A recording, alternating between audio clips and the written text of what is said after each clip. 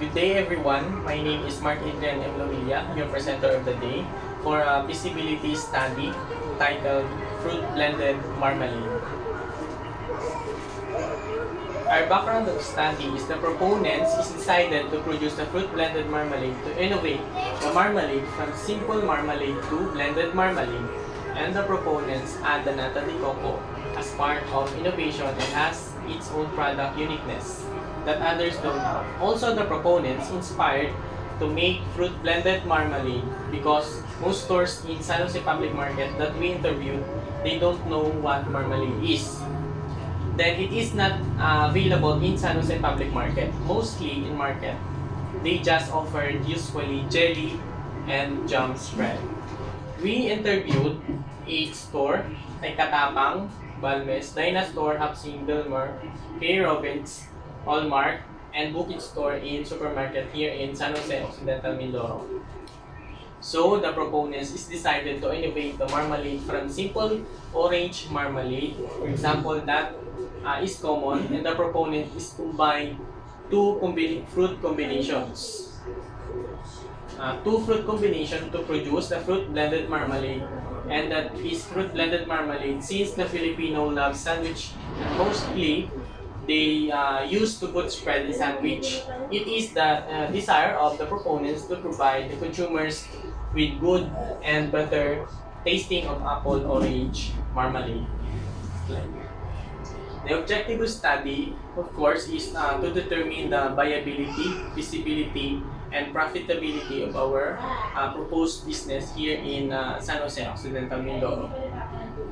And also the source of data or primary data, we interviewed 125 respondents randomly in different barangays in San Jose, Occidental, Mindoro, that is initiated in urban areas in different barangay in San Jose, Occidental Mindoro. Next, our secondary data, we use the internet, the books, PSA, the LGU, and the internet as our source of data and other references. Slide. In our target market, and the employees, unemployed, working students, self-employed, retired, and full-time students with the age range of 7 to 80 years old will enjoy the fruit blended marmalade product. According to the latest survey census of Philippine Statistics Authority or PSA, in San Jose, Occidental Mindoro, the municipality of San Jose has a total population of 143,430 with a growth rate of 1.68% annually. So, among the 38 barangays in municipality, 24 barangays are situated in the rural areas, while the remaining 14 barangays are in the urban areas, which include Barangay Poblacion 1 to 8, Bagong Sikat, Bubog, Kaminawit, Labangan, Pag-asa, and San Roque with a total population of 69,036 individuals. The potential target market of the proposed business will be the total projected household population as of 2015, which are 14,306 with the annual growth rate of 1.68% annually. Analysis. The result of the survey is conducted presented in Table 1. Historical demand table shows the following. The capital N is the total population of the target market, which is the total population of urban barangays. The small n is the potential target market, which the small q is the number of the product purchased, and the small p is the average price of the products. The total quantity was computed by multiplying the small n by small q, and the formula for the total price in peso is from small n times small q times small p. The technical study.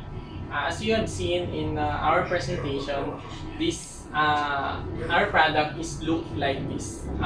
Will include the seal, the properly sealed for the safety of our product, and as we have shown here in the presentation, the name of the product, the proper labeling, the ingredients, and the grams of every bottle, and the company name, and then the name of the company.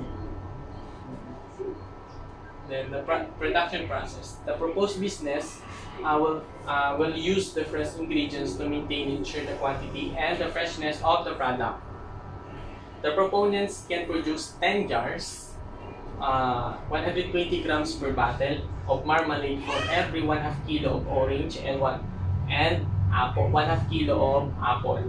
And the proponents can produce 50 jars per day. And then the ingredients and procedure in making in fruit blended marmalade as follows: the 1/2 kilo of orange, 1/2 kilo of apple, 2 kilos of granulated sugar, 1/2 kilo of nata de coco, 2.5 tablespoons of lemon juice, 8 cups of water. The procedures: prepare all the ingredients, tools, and equipment. Wash all the ingredients. Cut all the ingredients in appropriate sizes, the ice cubes and strips. Boil 8 cups of water. Put apple, let it boil for 30 minutes, then put orange flesh. Let it for 15 minutes. Put the granulated sugar. Mix it thoroughly until it becomes sticky. Then put the orange juice and lemon juice. Keep focus on it by mixing well for 35 minutes. Put the nata de coco. Let it for just 3 minutes before you remove it from the stove. Then sterilize the jars. Then you can put the marmalade in sterilized jars. The selling process. So the figure 2 shows the direct selling process of the proposed business. The operation will be start for the production area to process the product. Then it will be delivered to the store area to sell the product, and individual customers will purchase the product directly to the store for personal consumption. As you have seen on the table,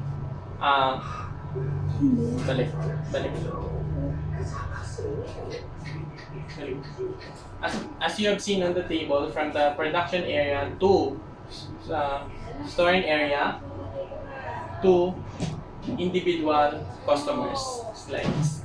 And equipment. In considering the location and the process of the production, the proposed business will need some additional equipment and furniture in support the business. The list and the cost of the equipment and furniture to be used in the proposed business are presented on the table. And the location. The proposed business will be established located along the highway in front of Port in Kaminawit, Purok Maligaya Street, Kaminawit, along the highway. Besides cheat store, this area will establish our proposed business. Next.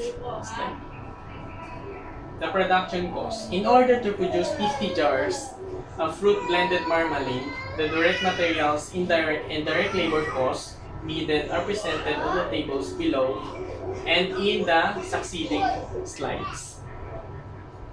Then, the waste management.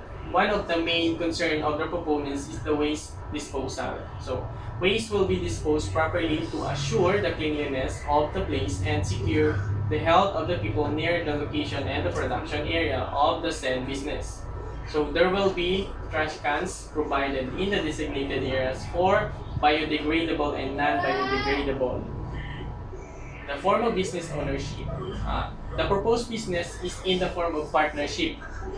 It will consist of 7 partners who will be represented by truly yours, Martivian Norilla, Shanimay C. Labid, Gilbert S. Sumbilia, Mary Sanchez, Carmela Bianca Dris, Geraldine Dormido, and Mark Anthony Carinal that will cooperate, contribute money, effort, and enough capital for the proposed business. The trade name of the proposed business will be Fruit Blended Marmalade, was to register in a Department of Trade and in Industry, Bureau of Internal Revenue. The proponents decide to name it Fruit Blended Marmalade because it is a complement to the product itself. The product are very nutritious and healthy benefits to the people who wish to buy the fruit blended marmalade. So the pre-operating activities from the formation up to the start of the operation of the proposed business are shown in the Gantt chart, the proposed business will commence its operation on the last fourth week of December. So kung mapapansin natin, hindi masyadong malinaw yung nakalagay dito sa aming presentation. So mas malinaw na lang siguro kung buklatin natin or tingnan natin yung sa hard copy na aming ibinigay. And then the following are major assumptions used in the preparation of the projected financial statement of the proposed business. Sales will be increased by 10% annually. Cost of goods sold will be increased by 10% annually. Salaries and benefits will be increased by 5% annually. So 20% of the supplies will be expensed annually. Utilities expense will be increased 5% annually. The rent expense will be increased 5% annually. The promotion will be increased 5% biannually. 5% annually. Withdrawals will be increased 10% annually. The capital requirements. Based on the calculation, the required capital to start the proposed business is 244,473 pesos. The needed amount will be divided equally among 7 partners. Each proponents will contribute in total of 34,924.71 pesos. Partners will be raising their contribution from their personal and family savings. The projected financial statements. The following financial projection for the 5-year period are presented below. The projected statement of comprehensive income, cash flows statement, projected statement of financial position. So kung mapapansin ninyo, hindi na po namin ginawa na ma-view yung mga graph para maipakita at mai-present. So kasi hindi masyadong mahaba po yung oras at limitado lang po yung ating oras. So, kaya din po kami, para makatulong na rin po, na nagbigay po kami ng hard copy sa aming mga panelists and other concerns, ay pakitingnan na lang po. If you may, pakitingnan na lang po yung aming hard copy para at least makita nyo rin po ng mas malinaw po. So the financial ratio analysis shows the profit margin ratio, assets, turnover ratio, return on equity ratio, and payback period of the proposed business. And that's all for today. Have a nice day and thank you.